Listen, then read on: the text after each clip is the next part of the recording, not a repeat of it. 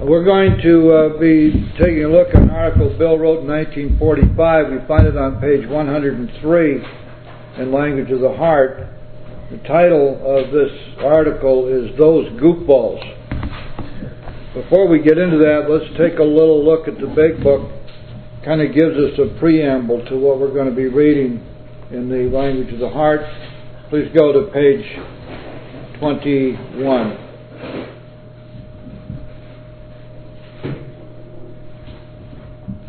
Now, we're right here in the middle of a description of the real alcoholic. Down at the bottom of the page, next to the last line. He's the fellow who goes to bed so intoxicated he ought to sleep the clock around. Yet early next morning he searches madly for the bottle he misplaced the night before. If he can afford it, he may have liquor concealed all over his house, to be certain no one gets his entire supply away from him to throw down the waste pipe. As matters grow worse, he begins to use a combination of high-powered sedative and liquor to quiet his nerves so he can go to work. Then comes a day when he simply cannot make it and gets drunk all over again. Perhaps he goes to a doctor, gives him morphine or some sedative with which to taper off. Then he begins to appear at hospitals and sanitariums.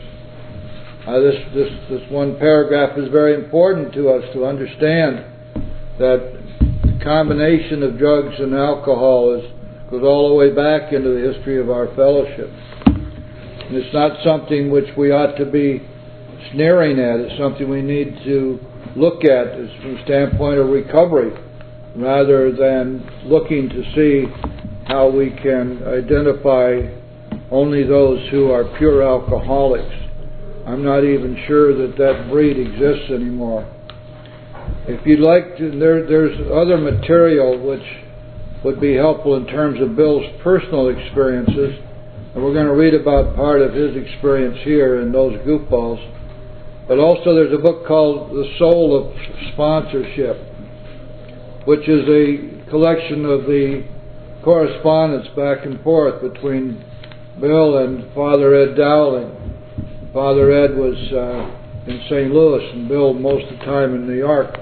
But Bill considered Father Ed as his sponsor.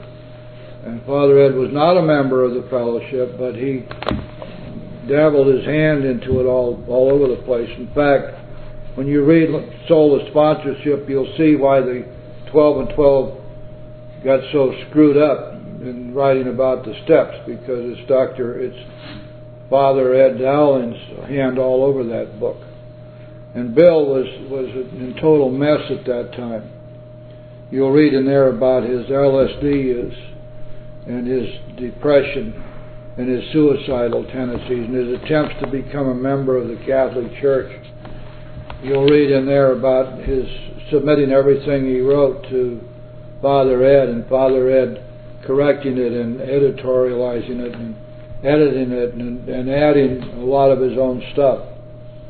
It's an interesting read because it takes away a lot of the mystique of the 12 and 12.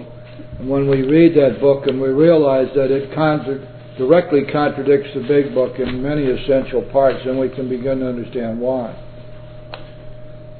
Well, let's see what Bill has to say about those goofballs. That's an old term, of course. I don't know if anybody ever uses it anymore. But most of the stuff came in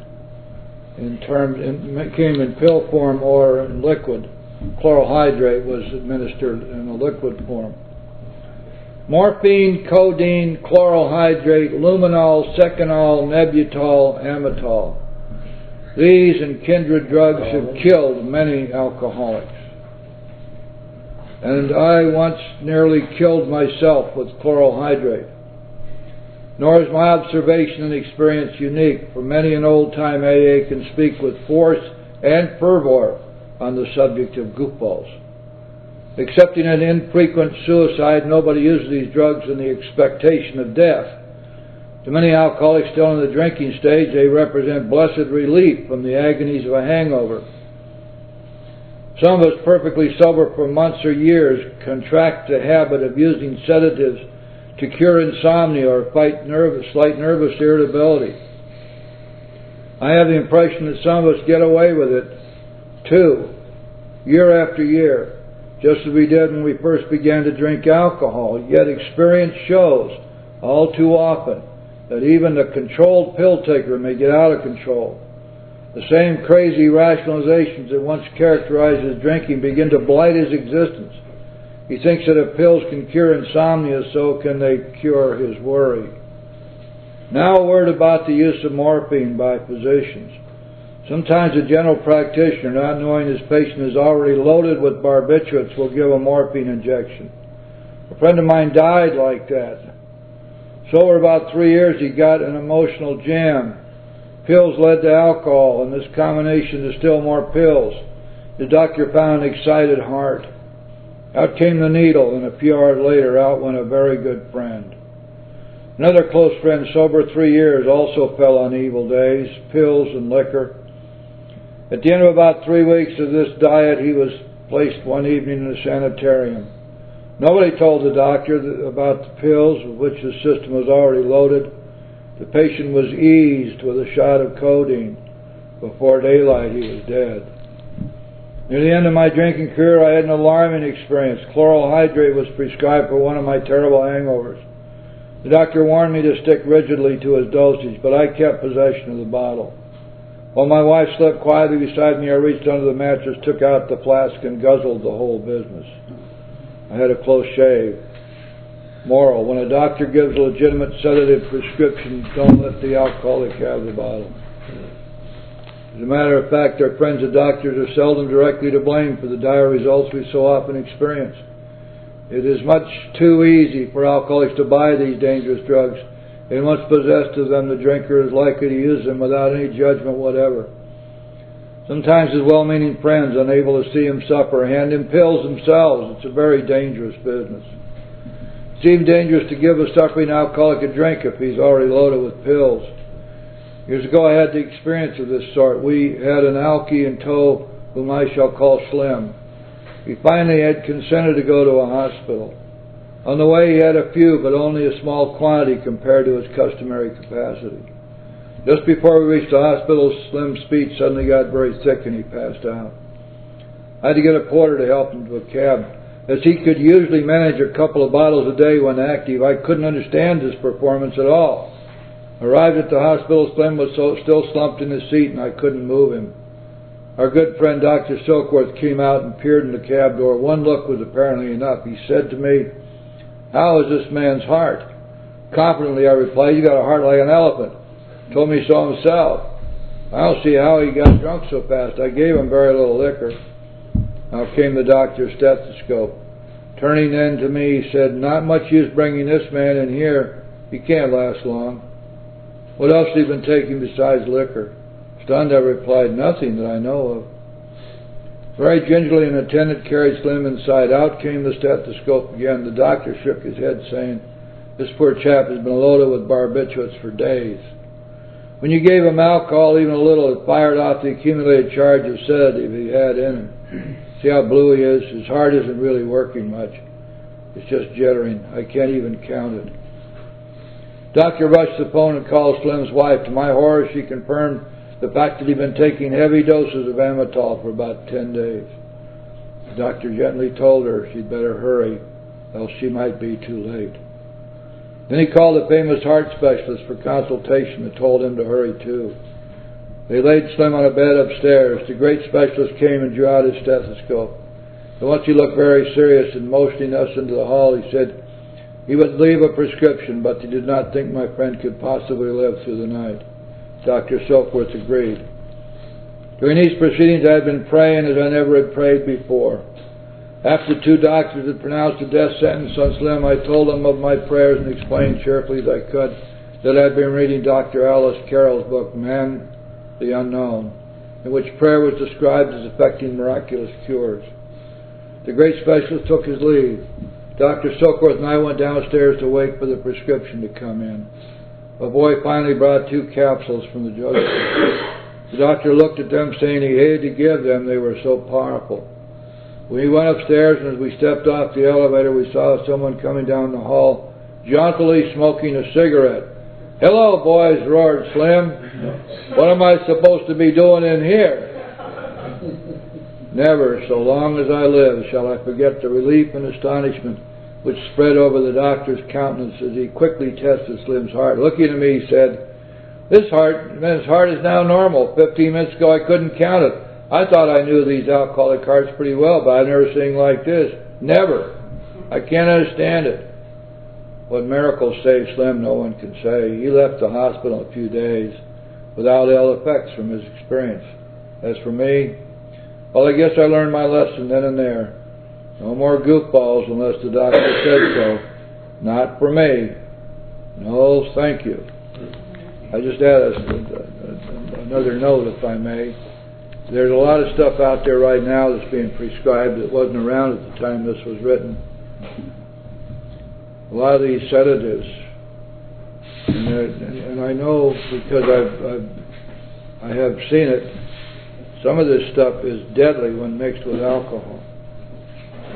People are abusing Xanax. Sure ought never to touch a drop of alcohol, but of course they do. There's and Valium and all that stuff. I mean, this is a really serious business. These pills, and there's so many people in AA today who are on some kind of a maintenance program. They're not talking about it, but they're keeping themselves, at least keeping the edge off with Valium or Xanax or something else that the doctors are prescribing for them. Now, this is not to lay any trips on the doctor, but it certainly would be wise if the information got more widely disseminated that if you're going to take this stuff, there's ever more reason not to take a drink. Also, I believe that this illustrates for us just how much crossover there is between alcohol and drugs in our society and in the world at large. And we ought to be aware of it and understand that the 12 steps are not an exclusive province of AA. They're God-given. And if we have somebody in our midst who wants the 12 steps, we want to give it to him or her. I think we make a terrible mistake when we try to make ourselves so bloody exclusive. I realize that an alcoholic has perhaps an impossible task, 12-stepping a drug addict. But once the first step has been worked, the steps are the same for everybody after that. And I think it's critically important that we understand that our door is open. Remember, in the third tradition, discussion of third tradition. Remember the man who came to the early groups said, "I have a problem that's not alcohol. It's even more badly stigmatized than alcohol. But I'm going to die and I need help. Would you help me?" And they at first refused him. And then 3 elders got together and they were talking about it, and why should we have this guy in our group? What will people think? Finally, one of the elders said, "Thought keeps passing through my mind. I can't get it out of my mind. What would the master say?" And that solved the problem.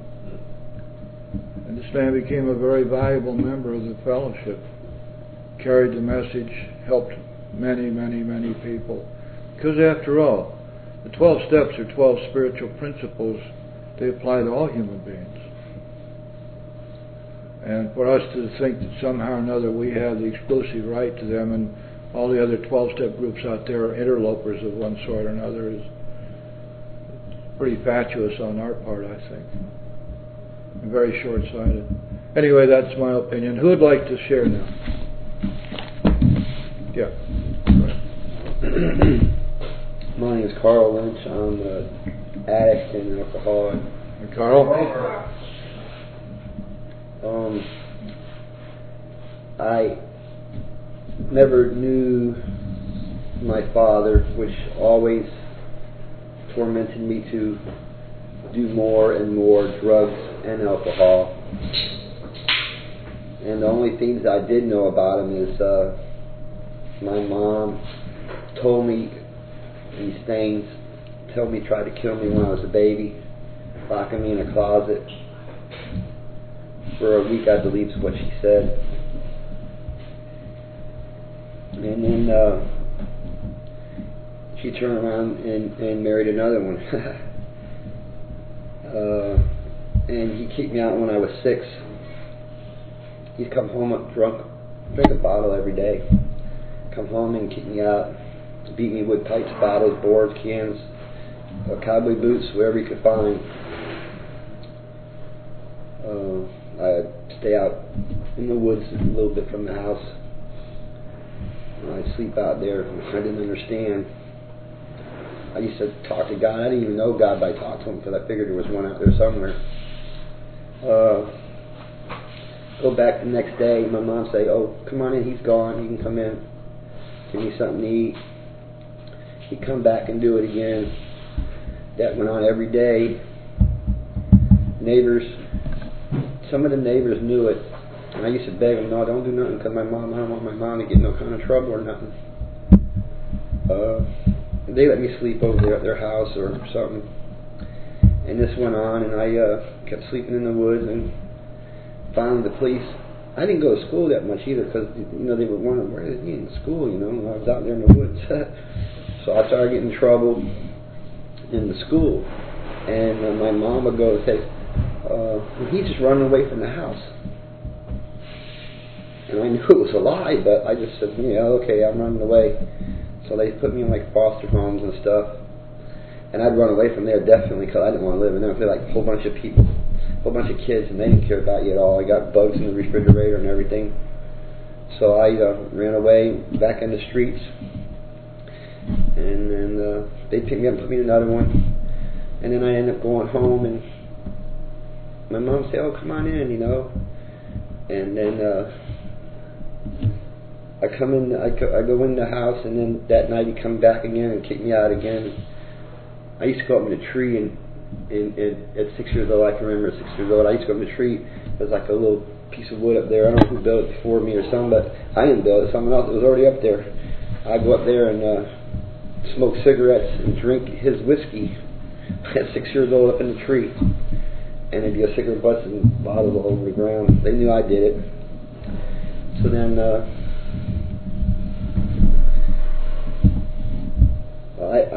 they kept putting me in foster homes. I just kept running away. I said, if I can't live with my mom, and I'm not calling my dad, I don't know why. I said, if I can't live with my mom and dad, I'll live in the street, because that's all I know. So I just kept living in the street, and then I kept doing. I started doing marijuana and uppers and downers and acid and cocaine and anything I could find to get high, so I couldn't feel the pain. And then I started traveling around the country hitchhiking. I think I went just about everywhere there was. And there's things that happened I don't even want to talk about right now. But and this went on for a long time. And then just all my life I just drank and did drugs. I did 6 or 7 times the amount other people would take. I used to drink kegs and gallons and take 6 and 7 pills, horse tranquilizers, 714s and stuff at one time. And I made God. I used to pray to God. Well, when I was traveling around, sometimes it was real dark. I was out there like in the middle of nowhere. It was like real dark, and I didn't understand it. So I used to say, God. I still didn't know God as a relationship or nothing then, but I knew there was a God somewhere. Or at least I thought there was, or whatever. I used to say, God, let me die. Please kill me. 1,000,000 times over, I asked him to kill me. And he didn't. But there was times when I was killed almost by many people. Shot at, stabbed, hit with clubs, hit with boulders, big rocks. And when that time came, I prayed, God, don't let me die. So I kind of didn't understand. But and this just kept on going on until I was about 19, and then I got beat up real bad with some clubs, some guys. I used to shoot pool to make money. I worked odd jobs all my life, just doing anything I could find to make money. I mean, I can do everything and anything just about, except for read real good. And then. Carl, what can you tell us about your experiences with drugs and alcohol, the combination? Has that been something that you've experienced? Oh yeah. Oh yeah. I drunk so much I don't even know how I'm alive. Or I did so many pills I don't know how I'm alive. And that's the thing. When I turned 18, after I got beat up, they called my mom. They said, no, they go, do you have any family? And I go, yeah. I said, yeah, I got a mom and a stepdad, but I ain't been there since I was a kid, so I really don't have them. And this nurse kept coming in and talking to me. I didn't want to talk to her. She just kept talking and talking to me, and I would never answer. And finally I answered. I said, yeah, I got a mom and a stepdad. And I said, but they don't want nothing to do with me. You know. She, well, you might die because you got internal bleeding in both your eyes. You ain't doing good. So I finally started talking, and I told her where my mom's phone number was and where she lived, and they called her up, and she said, well, no, we don't have nothing to do, and he's been gone. And that hurt me more, but finally I got surgery on one of my eyes, and I was blind for 8 years, but then finally I got surgery on one of my eyes, and I could see out of both of them again. But what happened just recently is I kept going to kept going and going and going to do drugs. I don't know why. Maybe I wanted to die or whatever. But I didn't think I could blow my brains out to kill myself, or jump in front of a train to kill myself, or something like that. I think I was just doing it on the drugs, and I figured, well, it wasn't the same thing as jumping in front of the train and stuff, because I knew there was a hell, and I figured I'd already been there. And what I read in the Bible is a little bit worse than what I've been through, but I don't know that much. But on my birthday, just last week, February 6th, I'm in the hospital. I have had 3 heart problems in the last few years, and I went back in again on my birthday, and God said that He didn't want me to die. He said, you need to quit. So I quit. But it wasn't just Him putting me in the hospital. It was like I was driving my car without insurance and stuff, and the police had got me with OxyContin and stuff in my wallet, and I'm in a drug program and all. So I knew God was telling me, quit running away from me. I kept running away from God because I didn't think He even loved me. I even told Him, I said, God, I know your word says you love me, but if you did love me, how could I live this life that I lived? I guess there's a lot of self-pity or sorrow, whatever, I don't know what you want to call it, but and I keep confirming to me that no, He loves me and He wants me to have a good life. Well, that's great, Carl. You got a good start tonight with us. We sure hope you hang out around here. We want to help you. Who's next? I'm Teresa, an alcoholic addict. Hi, Teresa. And I have had a lot of experience with pills and alcohol because I didn't know about pills really until I was about 19. I was drinking the whole time since I was 12, but I won't go into that because we're talking about it together. And at 19, somebody had a Valium, and I was so scared to take it. Like I only took a half, but it made me mellow out. And I'm like, this is cool. I'm like, I could just get these, and then at night I could drink, but this is like alcohol in the daytime, like the pills. So no one would know I was high. So I was doing that for a while. Like nobody suspected that. I think they did because I was acting just sort of irrational. Excuse me, as if like I was acting high. And my ex-boyfriend, he was picking up on it. And then I've had such a terrible experience with alcohol and drugs. It's so bad. The mixture of the pills, and because pills was my thing, with the alcohol mixed. And I got into situations just that were terrible. I got my bottom. I was, one time I was in a tub, and I woke up and the water was cold. I mean, I almost drowned in the tub because of it. I'd black out all the time. And I would go to about 10 different doctors getting medication, pills, pain pills, medication, anything to get me high, anything to get me out of myself. And liquor was always with it, though. It was never just by itself, like I had to have both. And it got me, into the rooms eventually, thank the Lord. But I just need to share on that was like one of my main things that I did was pills and alcohol together. Thanks so much. Oh, thank you. Don, how do you handle this kind of stuff in New York? I'm Don, I'm an alcoholic. Hi, Don. I guess I experienced in sobriety, I went to a 28-day rehab, and my thoughts out of that 28-day rehab that the 12 steps was an answer for everything. And I can understand that's where it was then. But then I was exposed to some people in AA that my sponsor said that AA is going underground, and I couldn't understand that. And there are some unlisted meetings. I found out later. I was cross-addicted. I smoked cigarettes. Cigarettes for life. So I took nicotine in for years. And I never thought about that until probably in my 6th year of sobriety. And a nurse practitioner who was a very spiritual person said to me, Don, I want you around with your grandchildren. Your breathing is 40% of what it should be.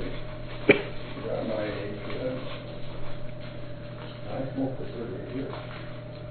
And she said, if you quit today, it's going to get better. And I didn't know it would get better. And I quit that day. I didn't quit. God did. And, it was 6 years in AA, and I believe the scripture that I was in. Excuse me. Can I be excused for a Little antsy for a cigarette? No, I got And I haven't had a smoke in 6 years. I don't have a desire to. I choke. Smoke-filled room. So that's my experience with, drugs. I had a hip replacement 2.5 years ago, and they gave me whatever it was for the pain, and I took it as needed. And I remember leaving the hospital, and they gave me a prescription, and I could take 2 every 4 hours. And I took it, and after the first 2 nights, I flushed it all down the drain. I didn't take 2 every 4 hours. I took either 1 or 2 before I went to sleep to get the pain away so I could get to sleep. And I just, so I thought I didn't have a desire to abuse the drug. So I figured that the spiritual nature of our recovery, and it was said in the previous meeting, is going to take care of it. Yep. And that's awesome. Yep. I hear it again sometimes, but I don't understand. I begin to understand as I make a journey. I love the description of the 4th and 5th step, because that's the way my sponsor said. We've got too much of this feel-good stuff going. It's the stuff we feel bad about that we got to deal with. You bet. I just keep going back here because I enjoy it. One thing that I have found up where we are is those people that are totally addicted to drugs do not start their own groups. They don't want to go through the growing that other groups, whether it's overeaters or gamblers or sex anonymous, have started their own groups and gone through the growth. I I was at a meeting in Daytona, and it was a drug addicts meeting, open meeting, because my wife was OA next door. So I said, I'm going to a recovery meeting. So I went in there and listened. That's all I did. And I was coming out with the guys, and I said, "Are you guys just pure drug addicts?" No. We're addicted to both alcohol and drugs. We just identify a drug addict here and an alcoholic somewhere else. It's just out of respect, I guess. And that's, I think I like to see that. Mm-hmm. You know, Good. just out of respect. So, what is it? If you go to an Elks meeting and you're a moose, you don't identify as a moose. You know what I mean? That's all I'm saying. So, Okay. Thank you. Thank you, Don. Yes, John. I'm John. I'm an alcoholic. John? And I identify myself as an alcoholic for the purpose of not causing controversy in meetings. But I have the propensity for both. And I started out drinking. When the drinking didn't have that desired effect anymore, I started eating pills. And first it was uppers, goofballs, so that I can drink longer. Then I found barbiturates, which I ended up being my drug of choice. Anything that would knock me out because I didn't want to stay awake. And I know a lot of people have problems with addicts in an Alcoholics Anonymous meeting, but and they always like run to the third condition. And the only thing, I always tell them to read the third condition and see what it really says, not what you think it means. It says the only requirement is the desire to stop drinking. And it also tells us that nobody has the right to tell us we don't have a desire to stop drinking. Isn't that something? Whoa. So, I know one thing. Whether I try to go to NA meetings, I try to go to the other fellowship meetings, and for some reason, I just didn't get it. And when I came to AA, it helped me. It was a whole miracle in my life. And, we don't have the right to the 12 steps because they are spiritual principles. But the way AA has it, I guess AA was the original 12-step program, and everybody else took theirs and they designed their own little twists and turns and human solutions, but basic 12 steps. But, it all comes down to this. That's my favorite story, is what would the Master do? Because we're here because of God. We're not a private club. We're here because God put us here. He tells us that we're supposed to help our fellows. Actually, no matter what their problems are. And that's how I try to live today. Sometimes I get offended when I hear about the guys too many years. I always refer to them as the guys that drink the Red Bull, the energy drink, and they grow wings. You ever see that commercial? Red Bull gives you wings. And I always consider them like flying with the wings above everybody else and looking down. And the one important thing my sponsor told me is, don't go there. Stay grounded. That's where God wants you to be, so you can face these alcoholics eye to eye, because you're no better than and no worse than. And I try to remember that. Whether they come in as an alcoholic, an addict, an overeater, whatever, my responsibility is to have my hand out. That's God's will. That's not AA's will, that's not NA's will, that's not anybody's will, but that's God's will to help my fellow man. Thanks for letting me share. Yeah, thanks, John. Experience shows us that if we're not spiritually fit, we're vulnerable to drugs, to gambling, to to overeating, to screwed up relationships, to sex problems, all this stuff. And it's, so the real problem is spiritual bankruptcy. And all these other things are simply symptoms of the real problem. And alcohol is one of those symptoms. Who's next? Yes, Jay. I'm a grateful recovering alcoholic. I'm a deal I'm Jay. Hi, Jay. Hi, family.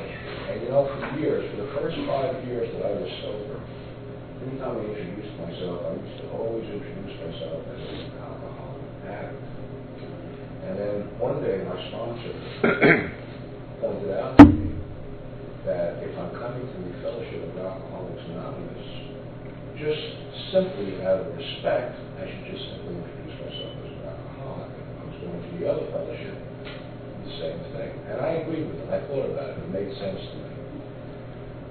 So I discontinued an introduction, and I just introduced myself as an alcoholic. And I have been for the last couple of years now. And I feel very comfortable with that. But the fact remains, it's just out of respect to the fellowship, which I consider saving my life, this fellowship. And obviously, drugs play a big part in my life, too. And I remember the first meeting I ever went to, 1979, in San Juan, California. And I opened my mouth and said something about drugs, and they asked me to leave. Okay. Yeah, absolutely. And I tried the other fellowship myself, and I was not comfortable there at all. I found for me that they simply focus on their war stories and try to compare who's got war stories. You know, I wasn't into that.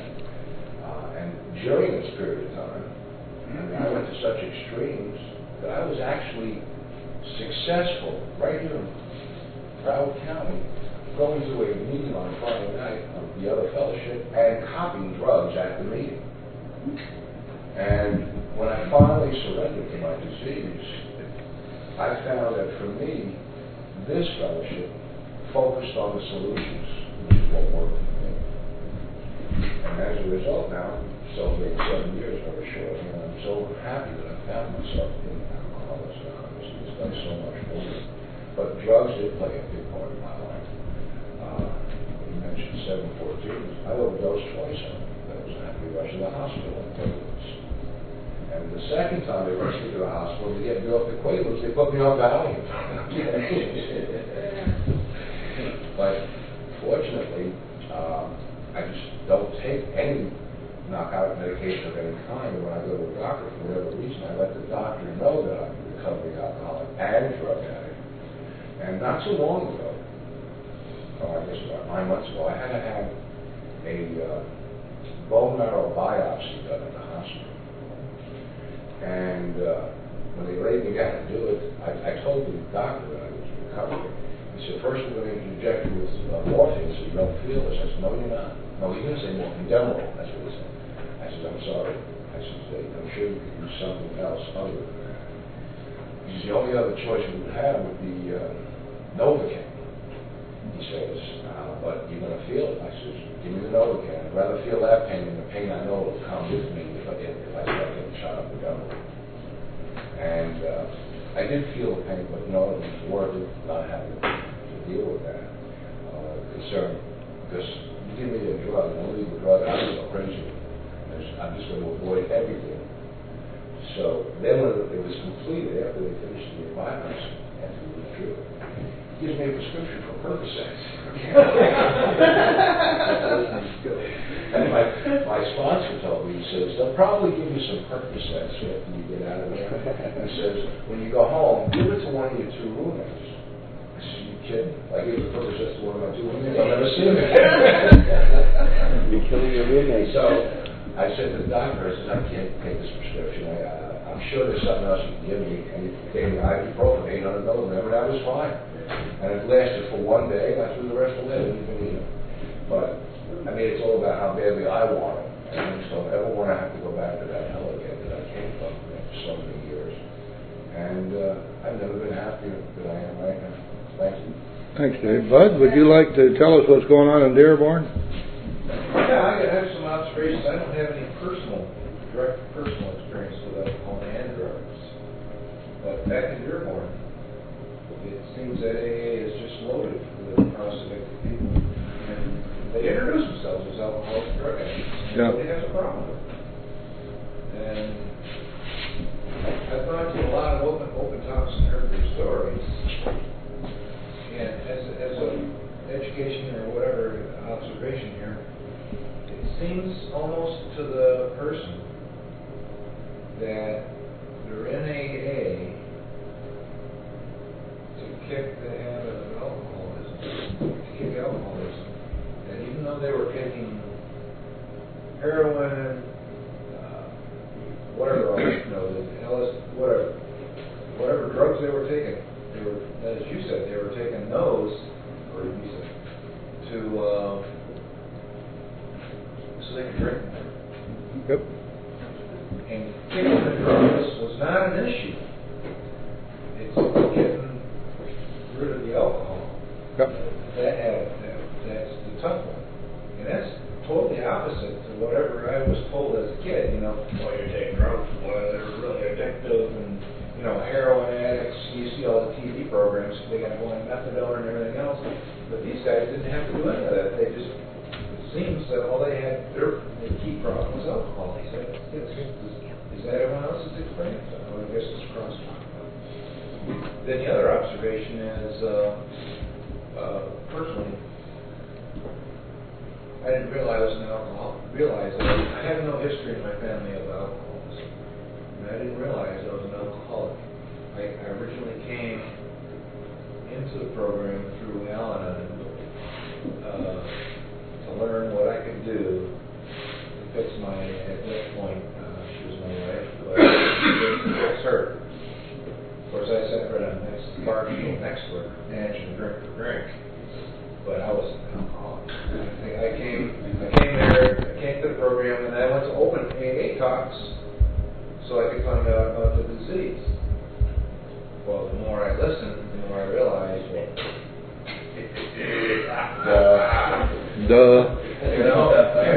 I'm glad I swiped in my car, wiped out milk, wipe off the side of your car. All these, the different open talks, you say, I did that. I'm okay. Yeah. But,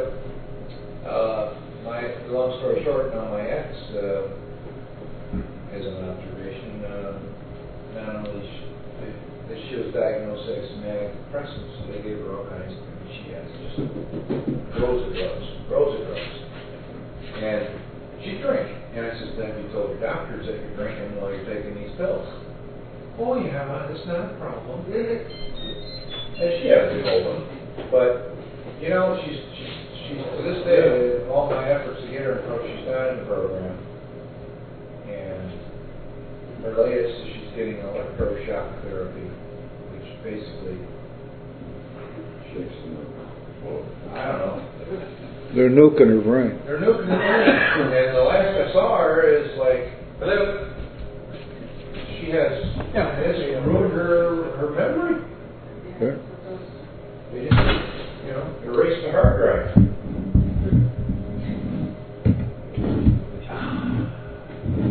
And I think she's still doing alcohol and drugs. I don't know what she's doing.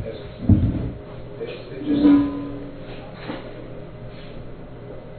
I have to say that the real regret that I do have is that I didn't find this program soon.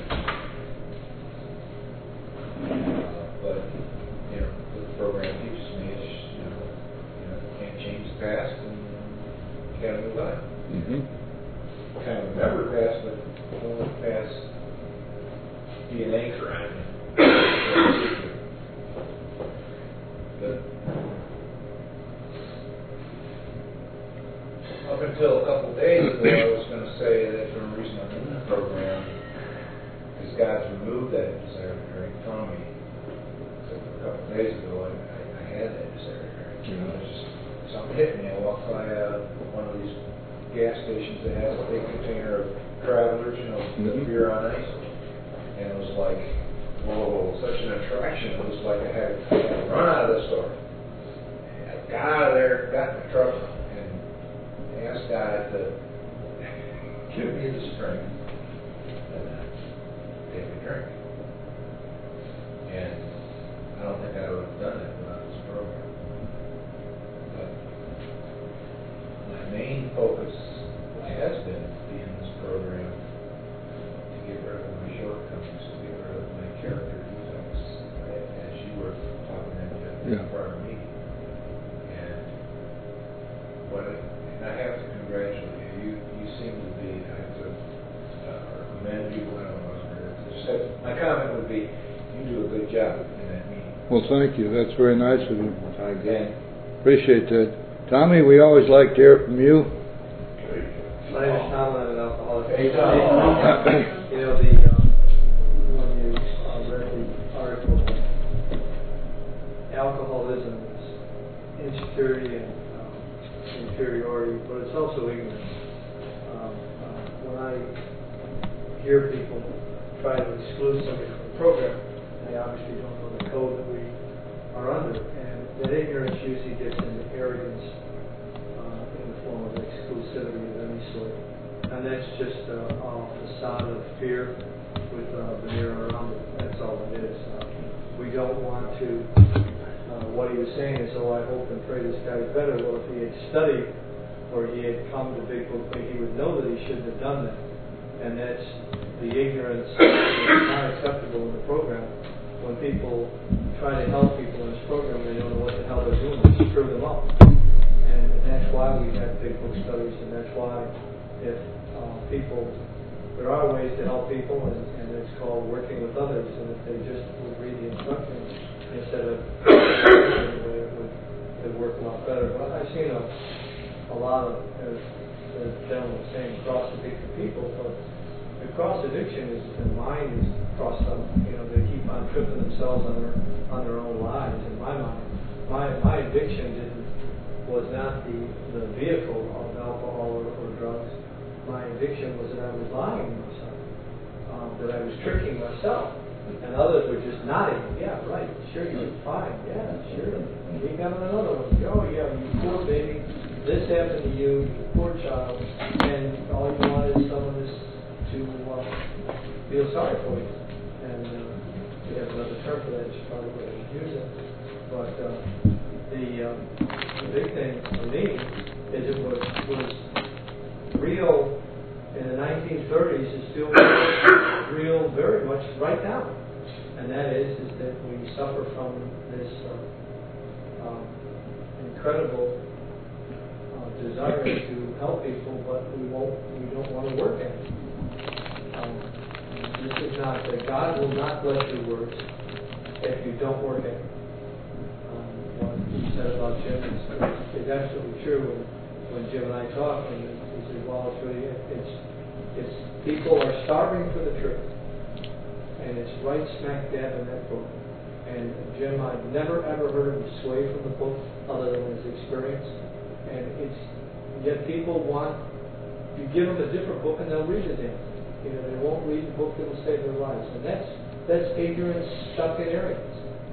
That they somehow don't want to find, when in doubt, read the instructions. Duh. What does that do to us? And really, it's about, and we're all there all the time. When we get an unsettled in our minds, we don't go to page 86. We don't go to page 60. Why not? Because we somehow want an answer that is easier, or somehow it doesn't hit us between the eyes. When someone says, "Well, that's not really quite what I have wrong with," that's right. That's right. It's not quite what you have wrong with, because you are unique. And I was unique for a whole bunch of years. And I was uniquely an asshole. And I wound up being, and the other I, besides maturity and security, is that we automatically then isolate ourselves. The minute I'm unique, I'm alone. When I concentrate on all these young people that come to the NAEs and say, we all share pain. No matter what drug it was, it all got us. Father Martin says, what causes problems is a problem. How much easier? Even an Irishman like thinking of that. What causes problems is a problem. That's it. You don't need any more of a solution. If this causes me a problem, that means I don't take it. So, like you were saying, Jay, you go to a hospital, the doctors, they're not wrong. They're just doing what's easiest for them. You know, because they see all the people just, they're licking their tongue trying to get the Demerol down. And you know, that other stuff hurts. So they want to make it easy on me. So, you know, what's it about? It's about it's easier as a sponsor to pat a person on the head than it is to tell them straight talk, this is what you got to do. Yeah. You know, listen, here, read this, and not give me your opinion, because we're a small room and I don't want your gas. So just read it and do it. And that's, you know, and that seems what he's really saying. After we screw up, then we pray to God to fix it. And God doesn't do that. He doesn't do that. He gives us when we screw up. He says, now you know I'm God, you ain't. And I have a hell of a time with him, because he makes so many mistakes, and I can't help it. Somehow he'll come to me. Thanks. Thank you, Tom. Peter, did you have anything you'd like to share with us? Hi, I'm Peter Balcone. I guess I'm one of the few rare breed that I have very little experience with drugs. There was drugs were around where I was, but I really never really with them. And I'm very still drinking. When I was less spiritually fit, I drive to work for the last 7 years. It was pretty bad. They go anywhere. Drugs up on the news. Maybe a little comfort would be so bad now, you know. And immediately I found myself saying how bizarre that was. That for years, you know, it's not that I knew that I was drunk. I mean, you know, sometimes it may just be that I went to it, and the thought of using drugs never crossed my mind. And yet when I was missing alcohol, this other stuff started to creep in, and I thought I have to think of my spirituality a little bit, because it's not going to work like that. So, an alcoholic, I guess I had to replace something with something, and I'm glad that I did it, but it was not a pleasant experience, you know, when I realized. Thank you, Peter. Doc, would you like to give us the medical point of view on this, if it's appropriate? My experience with it is that, when I say I'm a grateful member of AA, and I didn't think alcohol was a big problem for me, but drugs certainly were more of a problem than I believe alcohol was. And unfortunately, a couple of problems were coming down on me 2 years ago, where I had a problem in the operating room where I walked into something and ruptured a couple of discs in my neck, and that was a problem. And at the same time, I'd been out running and ruptured the darn meniscus in my knee. We had it operated on 2 times and had 5 shots in the back to try to help with the pain. And none of that did anything, and I was an active guy, and now it hurts to walk. So my whole life changed significantly. And with the neck problem, we were talking about surgery, that really hurts a lot also. And I was somebody who's always using a headlight, and I haven't been able to do that. So truly, over the last 2 years, my whole life has really changed quite drastically. And when I've been going to the different docs, they started to go up on the different medications. And that was good, because truly from all the injuries, and I've been fighting depression for quite some years, and the drugs helped at that time because it really put me in my isolation and it put me in a stupor. And that was good at the time because that's where I wanted to be. It wasn't healthy, but it helped isolate me. And that was a real problem for me. And then it went up from the Percocet to 2 Percocet, 3 Percocet, and then 3, 6, 9. a day, and then it went up to OxyContin, 20 and 40, and then 2 or 3 or 6 of those a day.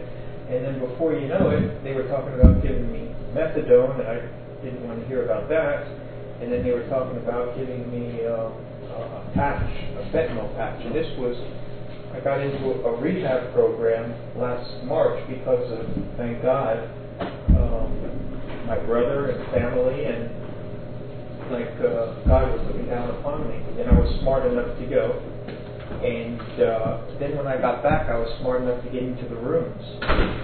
And then with God looking down upon me again, I was smart enough to get into the rooms to be able to learn about AA. And I was fortunate enough to get into the rooms where you were teaching. And I've been a Jim B. disciple ever since. I got a cult going here, Don. Jim's a pretty good guy, just don't drink his Kool-Aid, you know. You got a new disciple. Jim who? Oh, you oh. Jim B. And so I've really found that the difference between two of the fellowships, and I'll go wherever the education is good, because that's always helped me all along the way, and I've been fortunate enough to keep looking for good mentors to be able to learn from where I'm able to pick up the message, is that your message is short, sweet, and to the point, and I've always liked that. Back to basics, here it is, okay dummy, where are you stuck? Get back to basics and continue on, and that I can follow. And I've just been very fortunate, and actually today's it. It's 1 year today, honestly, for me, and I'm very fortunate, and so now I have a lot to continue to keep going for, and it's all because of the big grace of God above. And I want to be able to thank you, the fellowship, all the people here, my family, the good Lord above. But I have to be careful, because my doctors were going ahead and giving me more and more medications. And because of legal issues and things like that, I didn't want to say right in there that I'm an addict and all that, because I've learned that you've got to be careful with some of the things that you say, because in trying to be honest, it can come back to bite you in the butt. And so you have to be careful, but you want to give the doctors enough information to be able to let you know that you're being honest with them, but not enough that one sentence in there can ruin you for years to come. So I'm trying to tell them, the medications you gave me last year weren't doing me so well, and I want to avoid all those. So now all these narcotic patches that they're giving me, I was starting to say to myself, well, what am I taking these for? Am I falling back on myself? And so they're still boxed, and they're sitting on my countertop, thank goodness. I never opened them. And I've spoken to you about them. I've spoken to my sponsor. I'm going to a shrink that I speak to, and all that. So it's out in the open. It's not as if I was trying to isolate and do that. So it's there, and I put them in there, still in the box, and I don't know what to do with them right now, but I'm certainly not using them. And so that was a big part, and that in my heart I'm saying to myself, okay, wait a minute. I'm doing the right thing. I'm talking to everybody about it. And so I'm not hiding anything. That's what I wasn't doing last year. I was hiding things. Trying to think that I could go on forever like that and stay in my own cocoon. Well, that was isolating, and that's the wrong thing to do. Now I hope to be doing the right thing. So, again, because of the way we've done things, I have tools now that I didn't have just last year. Just like being in the OR. You go in as a resident and you're scared shitless, you don't know what to do. Now, after a couple of years, I've done that, I've been there. And so you start to see, wait a minute, you're not so nervous anymore because you have experience under your belt. And that's a tremendous teacher. And especially when you've gotten it from tremendous mentors. Thank you. Thank you, Doc. Well, guys, I'm afraid we've run the string out here. So did we pay the rent?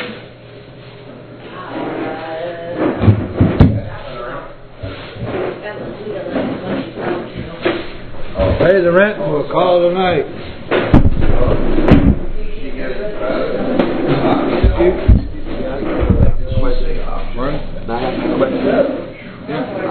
If anyone can give me a ride to 10th Street in Dixie, that's where I live at. I don't know, anybody going north? Yeah, I'm going. Thank you. Let this circle represent the unity of our fellowship. So a moment of silence for those still suffering. And then we'll say the Lord's Prayer together. Please remember, we don't say anything after we say Amen. Thank you. Lord's Prayer. Our Father, who art in heaven, hallowed be thy name. Thy kingdom come, thy will be done, on earth as it is in heaven. Give us this day our daily bread, and forgive us our trespasses, as we forgive those who trespass against us. And lead us not into temptation, but deliver us from evil. For thine is the kingdom, and the power, and the glory, forever and ever. Amen. Thanks a lot, guys. See you next week. God willing, the creek don't rise. Carl, good luck to you. I just one for you.